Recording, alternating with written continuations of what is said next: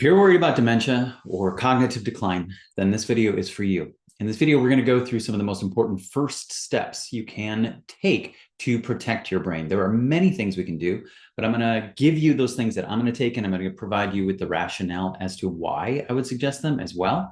But first, let's kind of take a look at why I would want to make this video in the first place. I have an upcoming course on the leading edge strategies to prevent cognitive decline.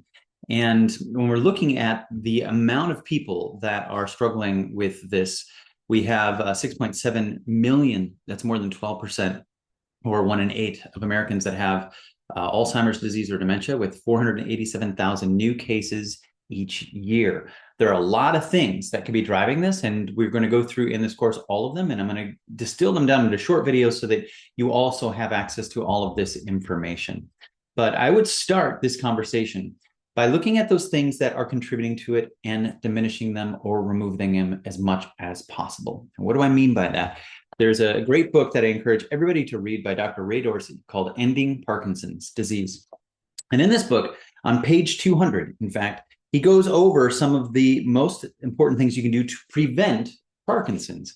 And one of the things that he first mentions, and this really aligns with what I call the consumption theory, the things that we're most abundantly exposed to and the things that we need most abundantly to stay alive, we have to start there. And so he starts with the air and making sure that we understand this. And he says that you should go to epa.gov /vapor intrusion and give yourself an idea of some of the levels of exposure that you have. Now, secondarily to that, I would also point out the importance of looking at the water, because water is also one of those things that we're heavily impacted by. And he says epa.gov, the Superfund search site here, I'm going to put all these links below, is going to give you a great place to start, but specifically even checking your drinking water wells. I talked a lot about going to the ewg.org and looking at how your city water has these chemicals, and I encourage you to do that. And I can put that link below, or if you need that, I can get it to you. But also the well water can be something that's important. And this is all in light of something that Dr. Dorsey was looking at last year. And luckily, because, well, I don't know if it's entirely because of his efforts, but because of the attention put on it, finally, in December of 2024, we had a ban on a chemical called TCE, that's trichloroethylene. He talks heavily about that book and talks about in this book how you can avoid that. So we definitely first want to reduce our exposure. We want to make sure that the water we're drinking isn't contaminated, that the air that we're breathing is not contaminated. And if it is, taking measures to help your body remove and get those out. And that's the next step in what I want to talk about today, because one of the things that I do 3 times a year is what's called a purification. It's 3 weeks where we really focus on helping our body eliminate and remove all of the things that we're being exposed to over the time. As I'm recording this, it's May 5th, and we are 5 days into our spring one. We do one the first 21 days of May. We always do one in the fall, right after Halloween and right up before Thanksgiving. There's always 3 weeks there. And then, of course, in January. And this one, in all of them, one of the things that we give our body is something to support the organs of elimination and detoxification.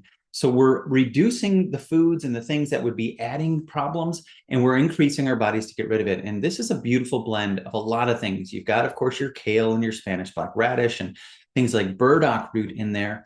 And this product specifically supports healthy kidney, liver, and gallbladder function, supports a process involved in healthy digestion, and regulate the pathways in the body's natural toxin elimination function. And that's what we're talking about, is we want our bodies to be able to eliminate a lot of these toxins on its own. So that's one thing that you can add in as you're removing things. So the more you remove, the easier it is for your body to remove things from your body, because you're not adding more junk into the body while you're doing it. And I want to also share one of the other things that I would do, because in May also we focus, that is our month, we focus on brain health. We do this every 3 months because we find it so important to come back to it and bring us a reminder that we have to put focused attention on keeping our brain strong.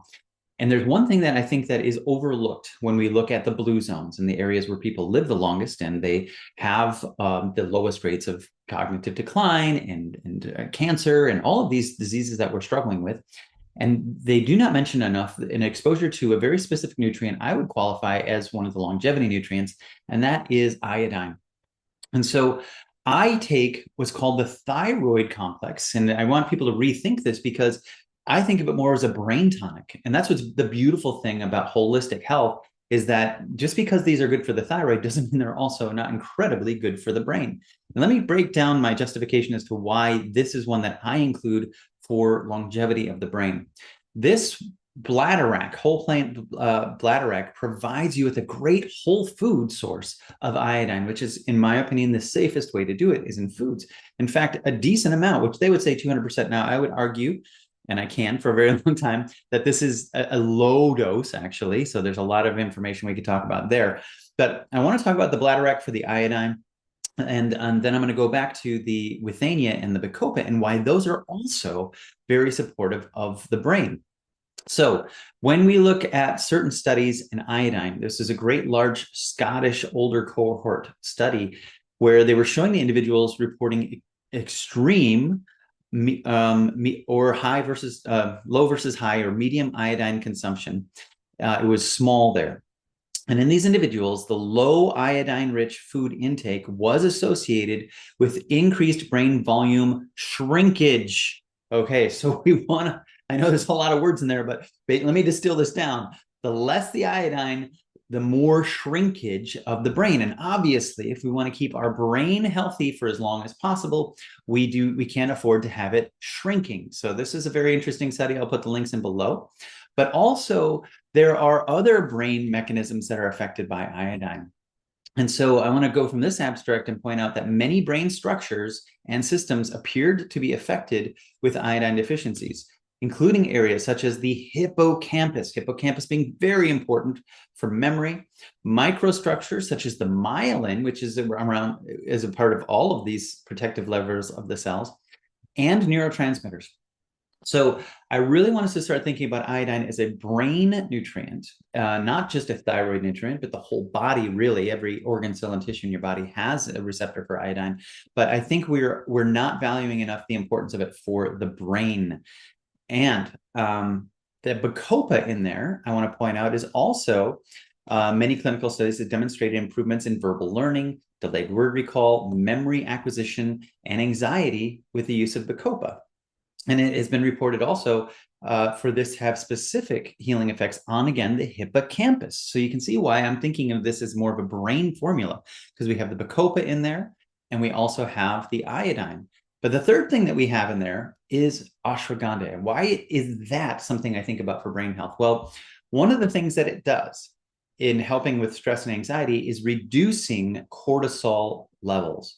And you may ask me, what does that have to do with brain health? Well, cortisol, research in animal studies have demonstrated that elevated levels of glucocorticoids can inflict damage within the hippocampus. Again, that's a part of the brain that we really want to be protective of. And even elevated cortisol levels have been associated with reduced hippocampal volumes, again, shrinkage of the brain. So this is an interesting way to think about this product in ways that you can be adding in things that are protective. Now, iodine, I can go much deeper into even the substantia nigra, the part of the brain that's specifically affected by Parkinson's. And there is a large portion of the dry weight of the brain that is iodine. So we know that the brain needs the iodine. And another thing that a lot of times that people don't realize is iodine also helps us, way back to the beginning, clear out chemicals that our body doesn't need, things like mercury and chlorine and fluoride and bromine, things that we're overexposed to. So two simple ways and two first steps that you can do is just limit your exposure and secondarily help your body remove those chemicals and at the same time be nourishing your brain with those things that it actually needs. So I hope this is helpful. If you have more questions, there's going to be a whole series, and of course there's a whole course coming out. I'll be breaking that down for you piece by piece, but be encouraged. Know that there's always things you can do. There's many things you can do. And if you're looking for the next right thing to do, that's what we're here to help you find. Have a good day.